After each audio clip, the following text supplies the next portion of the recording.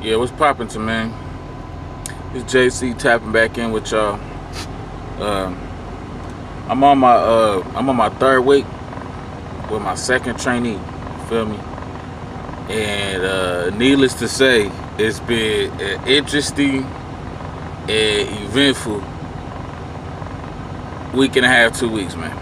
Like, one thing I'm noticing is because I am younger, it's a little issue when I get older trainees, because they don't like to take directions. You feel me? And I ain't the type to just be like, be all turned up talking down on motherfuckers. I ain't that type. You feel me? I'm just like, I keep it cool, but when it comes down to my life, and like if I tell you something, like, okay, mind you, let me break it down like this. All right, so we was on 80. We was on Highway 80, but not the Highway 80 in, like, you feel me, not the Highway 80 out west. We was on Highway 80 in Pennsylvania, going through the mountains. So Highway 80 in Pennsylvania, going on the mountains, there's a lot of steep downgrades, and then at the end of the steep ground downgrade, there's usually a sharp turn. You feel me? So I'm telling him, like, I'm explaining to him, I'm like, what you want to do is you got to learn how to anticipate. You feel me? You got to anticipate what's going on. So when you at the top of the hill, if you can see there's a steep downgrade, and mind you, we like 44,000 pounds too, so we heavy as hell. So what I'm trying to explain to him is, like, if you see a steep downgrade, and then you can tell at the bottom, especially, that there's a curve at the bottom too. So you don't, because I'm trying to explain to him the fact that don't use your brakes, because you don't want to burn your brakes up. So I'm like, at the top of that hill, what I usually do is I put my Jake brake all the way down. So if I was going like 60, 62, I put my Jake brake all the way down. Then as the momentum from the weight, as we keep going down the hill, it'll it's at a more manageable speed. So what he kept doing is he kept going, and he wouldn't put the Jake brake down, and then halfway down the hill he'd be going 70 miles per hour, and then he would go get to start slamming on the brakes.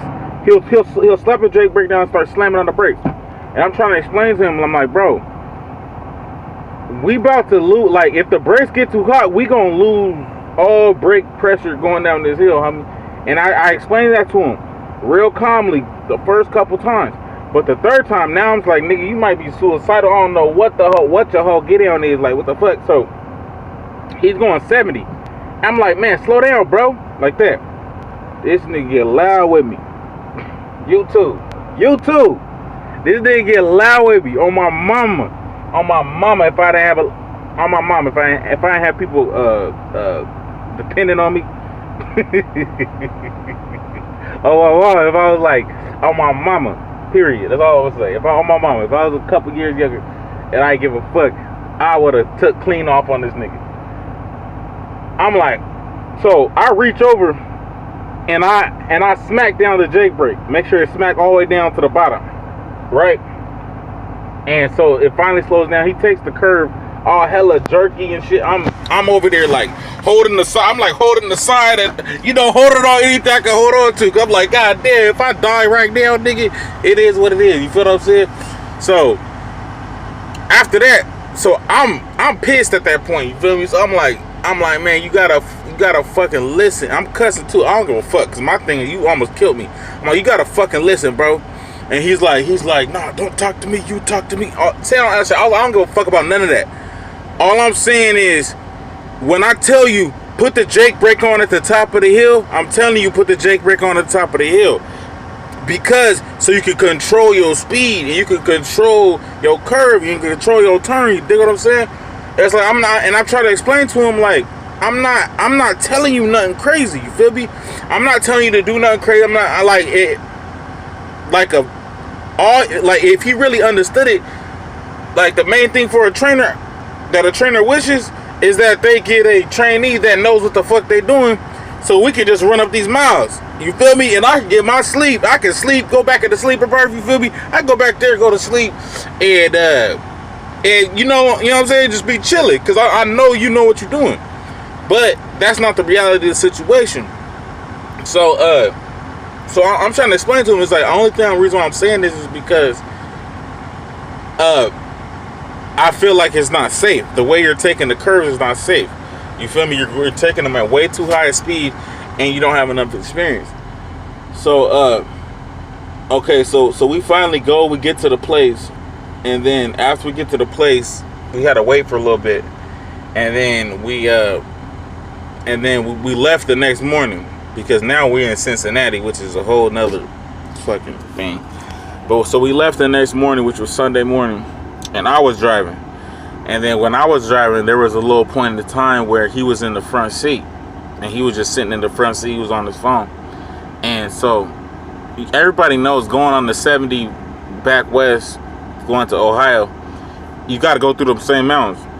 So now that everything's calmed down and everything, as I was going down the mountain, he was in the front seat. I was like, I'm trying to approach him calmly, I'm trying to speak calmly. You feel me?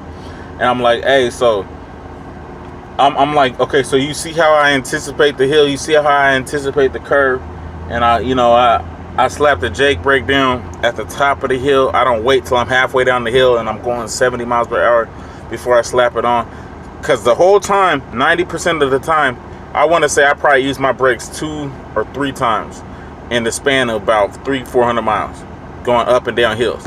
And the 2 or 3 times was just because of there was either cars or trucks coming onto the highway, or someone cut me off or something like that, to where I had to apply the brakes with it. But in normal conditions, so I was trying to explain to him that, and he's like he's like I don't care about yell. He's like, I'm trying to listen to what you're trying to say, and I'm trying to do what you're trying to say. So we had a little conversation, and I was like, all right, cool. But this is our second/third time having this conversation. I would have took his ass back already if he really didn't know how to drive at all. But I can honestly say, when we're on flat ground, like when it's flat and it's just like little curves here and there, might be hills here and there, he drives okay. You feel me? Just like as like a rookie would be. You feel me? He drives fairly decent. And when it comes to backing, he backs fairly decent. Like, I'll hop out the truck and I'll tell him, get a little bit left, get a little bit right. Little stuff like that. But overall, he knows how to set himself up to, to back decently. So that's the only thing that's holding him on by a thread. Because I'm like, okay. And my thing is this. Even though how bad as this nigga be pissing me off, my thing is this. I still don't want to take money out of folks' hands. You feel me? But one thing I am gonna do, and that's why I'm saying I don't care how many times we gotta butt heads, is I'm gonna make sure I push that point home, like where it's like you need to slow down. So I even told him that yesterday. I was like, even when you get out of my truck, and let's say you're in phase 2, I don't want you flipped over on the side of the road dead, because that's all it's gonna end up. If you flying down the hill 70 miles per hour, you got 44,000 pounds behind you, and you know what I mean. That trailer flip over when you go to hit that curve, that where it got you going due east, and the curve is so sharp that it got you going north by the time you're done taking it. You feel me? Like, and that's all I was trying to explain to him. But other than that, it's it's pretty smooth or whatever. I'm just trying to hurry up and get out of my first year. Out of my first year of experience, trying to stack that bread up so I can either get my own truck or get a lease, or either lease a truck. I'm looking into things right now, just doing a little research, trying to pay off little shit, you know what I mean, like that I got on my credit or whatever, and then just try to stack up bread, because eventually that's the end game. That's the end goal, is be our own bosses out here. But yeah, but anyways, the last part of the video. Okay, yeah, so we get here. All right, so right now we in Cincinnati, Ohio. You feel me? And we got here at, I want to say 1 o'clock in the morning yesterday. Dig what I'm saying? So we got here at 1 o'clock, and we delivering to let me see. Hold on.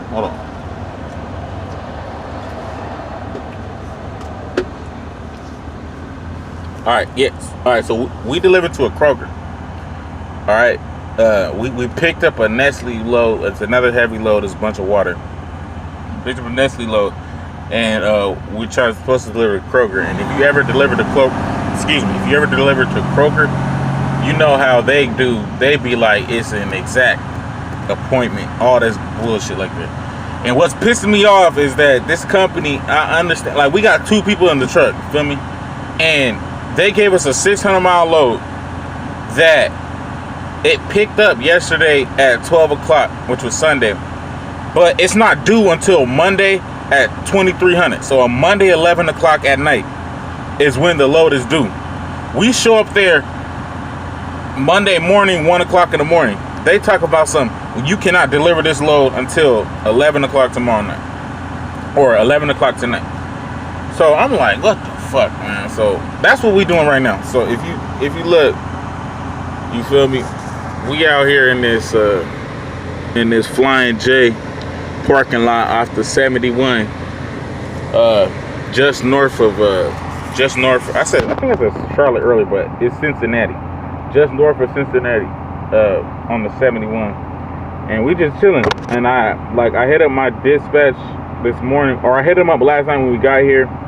The night dispatch, you know how I feel about night dispatch, but I found a night dispatcher at my company that I love her. Her name is Emily. And Emily get it cracking for period. But she couldn't do nothing about this load. And what she told me was, she told me just in the morning when my regular dispatcher come in, just let her know what the deal is, and then she'll try to do it. So at about 6 o'clock this morning, I hit her up on the Qualcomm, and I let her know the situation. I'm like, is there a place we can drop this, get this off early, get an updated time? And she said she's gonna look into it. But 9 times out of 10, we gonna have to sit on this goddamn load until 11 o'clock tonight. So that's my predicament. Ups and downs, smiles and frowns. I made some good money the past couple weeks. So this week, I just hope after this load, we get like at least a 2,000-mile load to make up for some miles. But I highly doubt it. But at least 1,000. You feel me? Like, send us to Laredo, Texas or something. And I'll be smooth to get back on track for the week. But that's neither here nor there. Right now, my trainee, he's inside. We at the Flying J. He's probably inside. I think he's inside the Flying J. I don't know where he at, to tell you the truth. But yeah, man, I'm gonna keep y'all updated. I'm not sure. I might have him all the way through Christmas or whatever, but I'm not 100% sure. But I'm gonna stay. I'm gonna keep y'all plugged in. I'm gonna keep y'all tapped in. You feel me?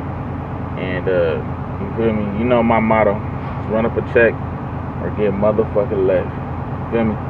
JC out this motherfucker 100.